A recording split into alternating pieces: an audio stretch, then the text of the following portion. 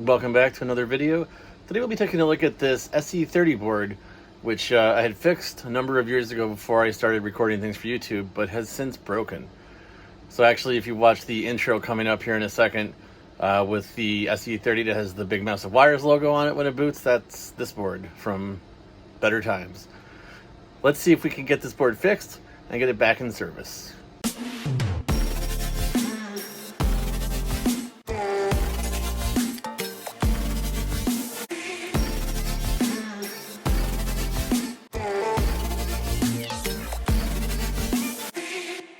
And over here is an SE30 board that I have previously worked on. I had recapped it. When I got it, it was non-functional. I replaced all the caps that was still non-functional. I ended up going through and checking the ROM slot, and I noticed that I had two pins that were not connected. One went to the processor, one went to one of these components over here. So I did those two bodges. Things were working great for quite a while, but now this board is not outputting video.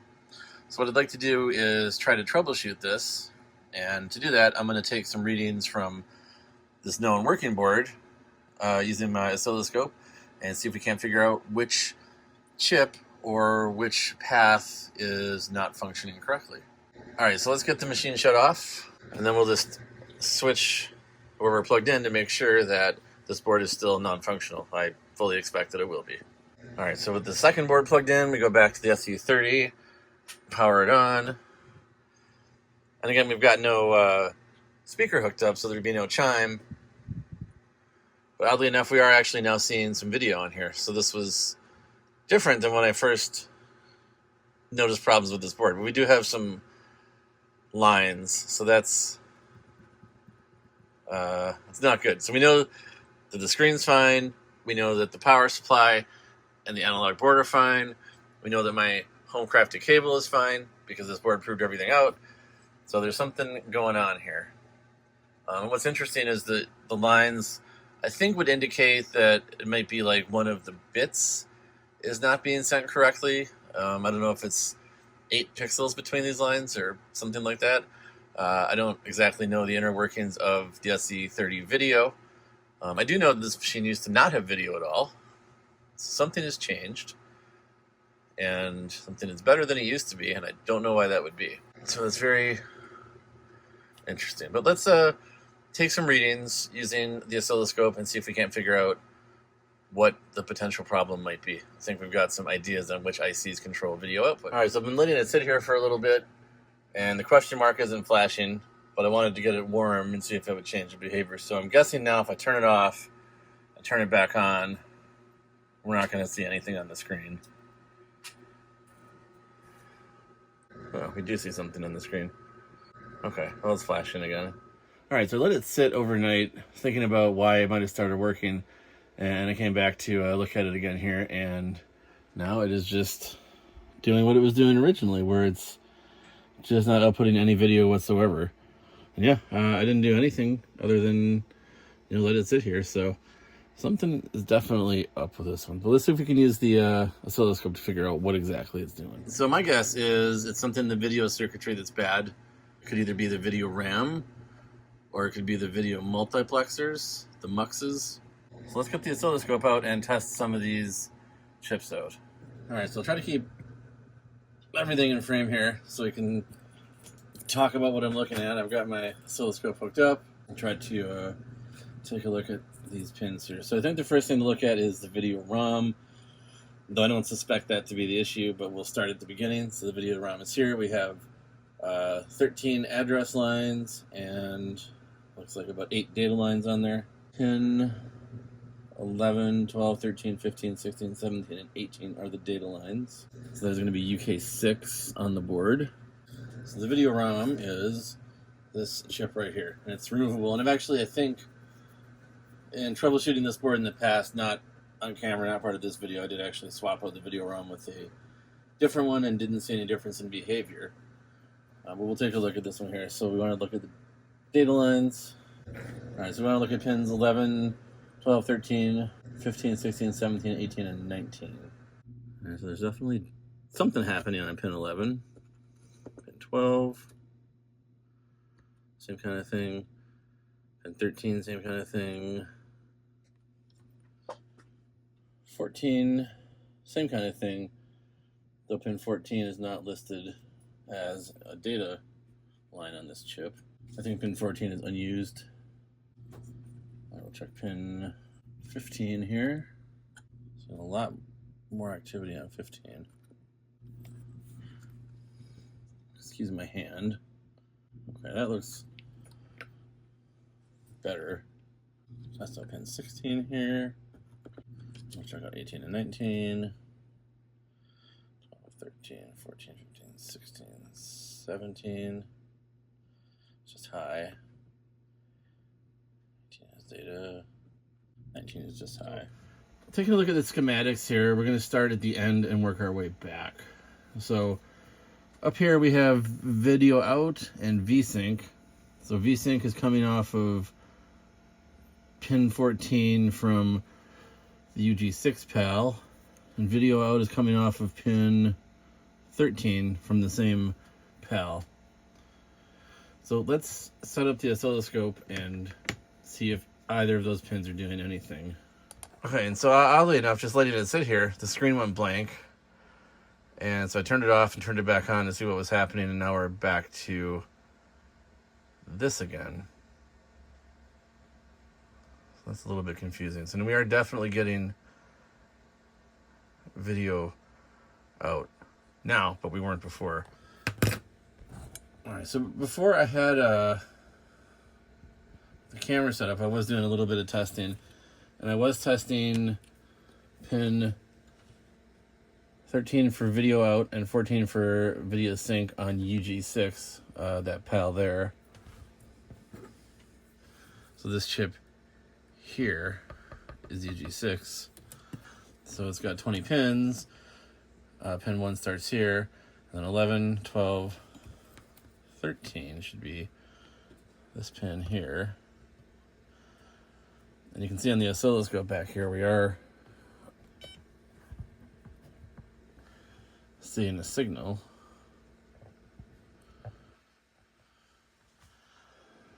So 13 is VSync. And the machine just crashed with an F3 error.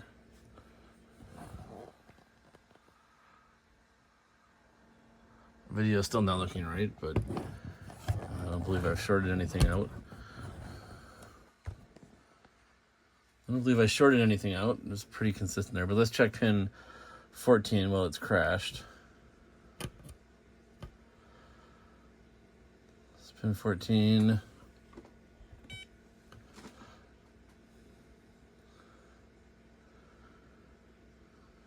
Yeah, I think it's just refreshing that error screen. So let's reboot it. I'll tell you what happens on the screen.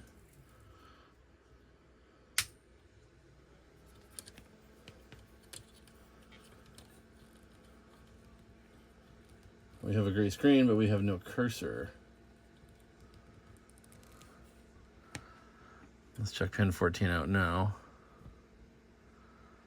Doing the same kind of thing.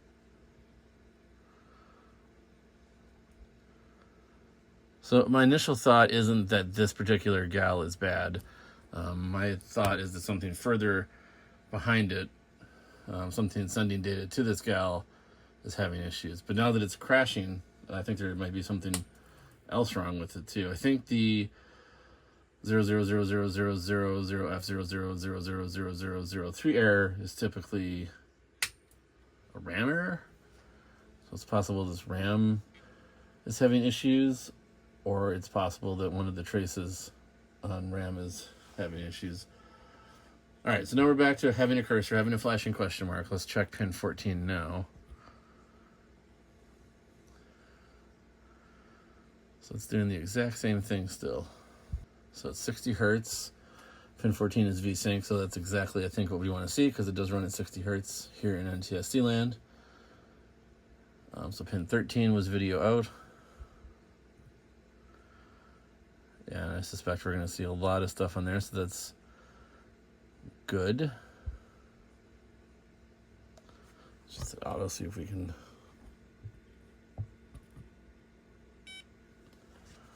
narrow that in. Yeah, that looks probably pretty right. Now I notice on the screen the question mark has stopped flashing, so it appears that it's hung.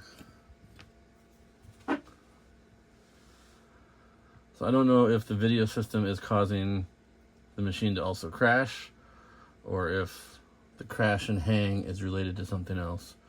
I'm definitely going to have to go back further and do some more troubleshooting further back. These intermittent problems are some of the worst to troubleshoot, because you can't be sure that anything you test is valid if the machine doesn't always behave the same way.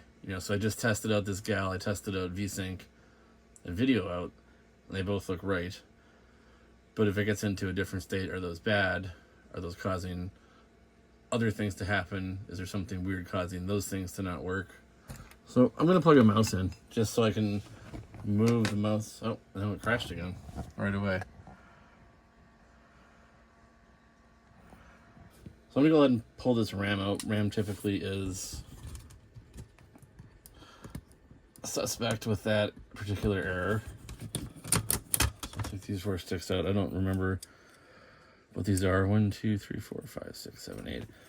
I think these are 1 meg with no parity, which I think is pretty standard. I'll set those off to the side here. Just going to borrow a little bit of RAM from this other SE30 board that we had just fixed in a previous video. So if we can get this machine into a state where it's consistently failing the same way, it's going to make our lives a lot easier. Alright, so let's turn it on now, see what we get.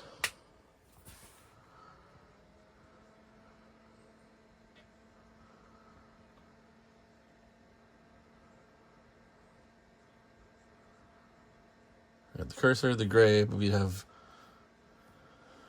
missing columns still. I mean, to me that makes me think that there is a piece of video RAM that is not working right. Alright, we've got the flashing question mark. Let's see if it freezes now. Like I said, I'm going to get a mouse to hook that up as well. And remember, with ADB, it's not hot pluggable. So you do need to power the machine off to plug in anything ADB. Else you risk damaging your ADB controller. And we don't want to introduce more problems on this machine. Alright, so we're back to flashing question mark. Mouse moves, so our ADB controller works. That's good. Now let's see if it freezes up again or not. Alright, so let's look at UG6 pin 14, which is VSync, which should be 60 hertz. 59.8 hertz, that is close enough. Right on, I think. Machine hasn't frozen yet, so suspecting this RAM is bad as more and more goes on. Let's check the video outline. I'm definitely seeing data there.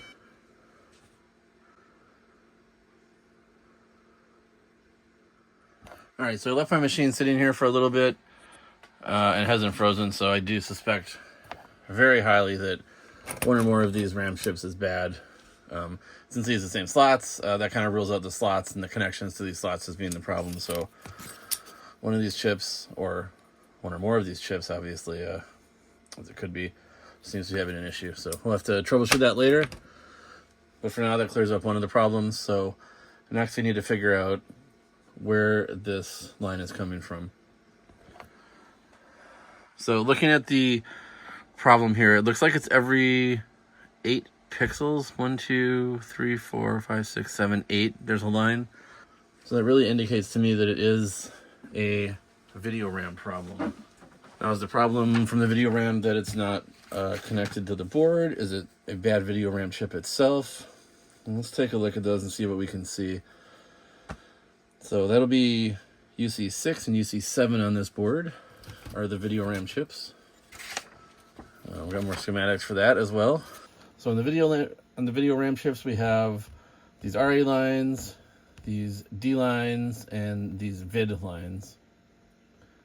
So let's check all of them and see if they all look the same. They should be the same across both chips. So we can see if maybe one of them is just stuck high or stuck low or something. And if everything looks good, then it might be one of these traces going from the video RAM to one of the muxes maybe. The video RAMs are 41264C-12 chips. All right, so UC6 6 is this chip, UC7 is this chip. So we first want to look at pins 2 and 3, that's vid 4 and 5 on UC6, and vid 0 and 1 on UC7.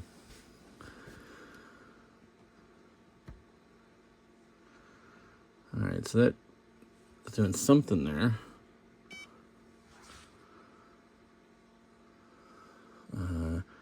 Not sure if that's what it's supposed to look like, but something. Let's test pin 3 here. Pin 3 is just low. Well, let's look at pin 3 on the other video RAM chip. That's low as well. And pin 2 looks the same. All right, so I'm just going to take notes on what we're seeing here. All right, so we still have the 2 failure modes. I've gone through and started writing down what each wave form looks like for each pin on the video RAM.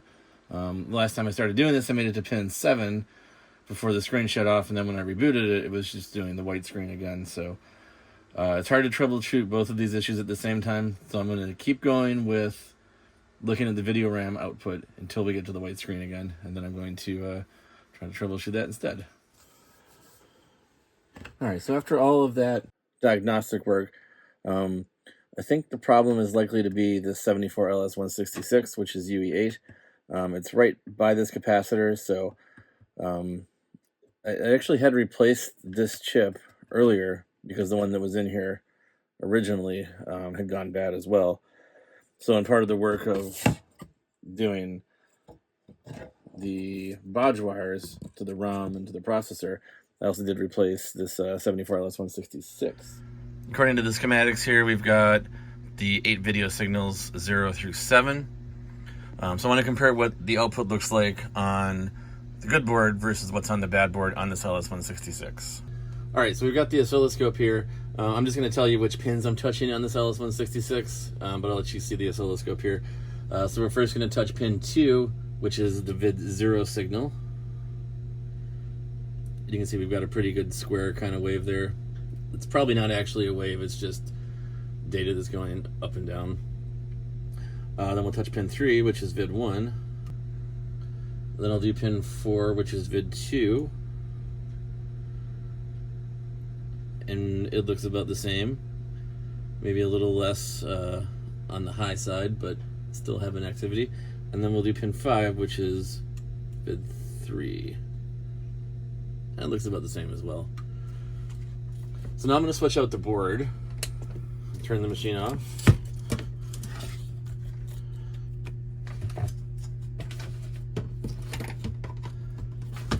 Plug in the board that's not working.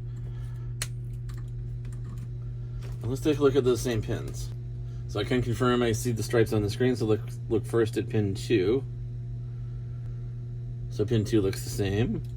Check pin 3. It looks more or less the same. We'll check pin 4. That looks a lot different than the other pins. And then we'll check pin 5.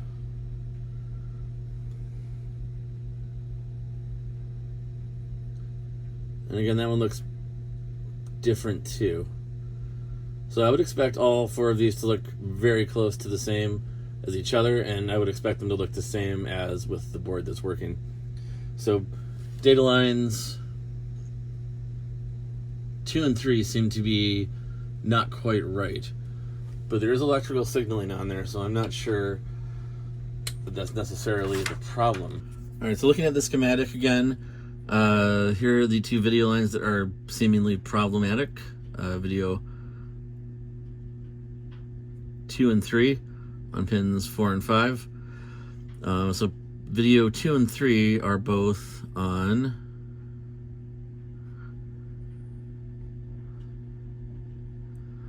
UC7, and that's the video RAM chip, the 41264. So I'm thinking again the UC7 might be problematic. So I have this other 41264 chip that I took off of another board. I don't know if it works or not. I think it works, but I can't confirm. So I'm going to take this and just kind of piggyback it on top of UC7 here. And currently the machine's off. Sometimes if you have a bad RAM chip and it's not outputting the correct signals, you can piggyback one on top and it will override the one that's soldered in, assuming that you're getting good connections in all of your pins. Let's kind of give it a squeeze here. So if you turn it on now with that RAM chip piggybacked on, we still get the lines. But I'm not convinced that it's not this RAM chip that's bad. It really seems like the lines probably are connected since we are getting data, but I'm going to test that one more time here just to make sure. So we'll unpiggyback this. All right, so we want to look at first video 2, which is pin 4 on the LS166. So we'll touch that pin there. And then video 2 is on the 41264 UC7, which is this chip, on pin 22. And we definitely have a good connection there. So let's check out pin 5. Alright, so what that beep was, it actually looks like pins 4 and 5 on the LS166 are bridged here. So I'm in continuity. And if I touch pin 4 and pin 5, sorry, my hand's kind of in the way, I get continuity. Okay, that is definitely a problem. Just to confirm, let's take the working board and touch pins 4 and 5 on the LS166 here. 1, 2, 3, 4, and 5. And yeah, they shouldn't be shorted to each other. So I think that is probably why those two lines are not working and why they look really messy on the oscilloscope. Let's use a little bit of solder wick here.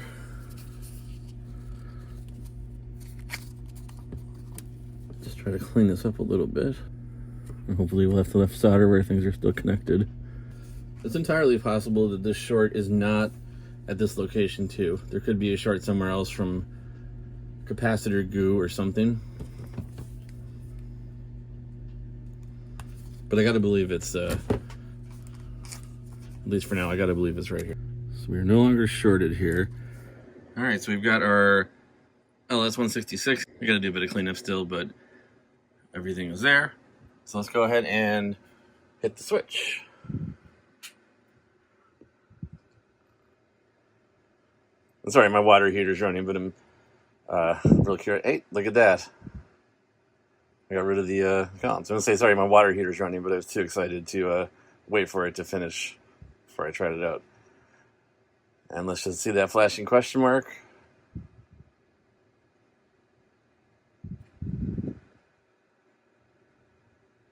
And there it is. Groovy. So I would say we have this board fixed.